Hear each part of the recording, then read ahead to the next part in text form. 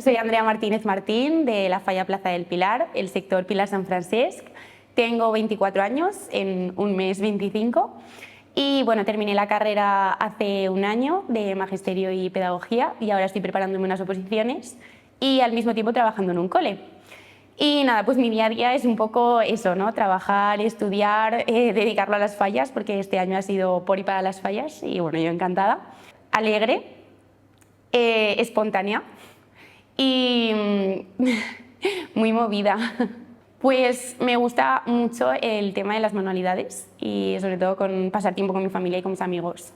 Pues bueno, yo creo que al final es el fallecimiento de un familiar y bueno, pues con el apoyo de todo mi círculo y reforzándome en cosas que me gustaban.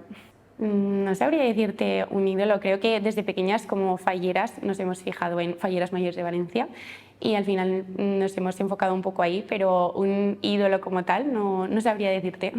Madre mía, es un sueño al final desde pequeña representar a Valencia, su fiesta, a todos los valencianos, todos los falleros. Me parece llegar a lo más alto que puede llegar una mujer valenciana y fallera. Pues muy cercana, muy agradable, al final eso, una persona, ¿no?, que disfrute de su fiesta y su tradición y que lo transmita así a todo el mundo. Pues me veo con una estabilidad, habiendo conseguido una plaza en las oposiciones, con una familia y eso, y con una tranquilidad de haber cumplido los sueños que me voy proponiendo.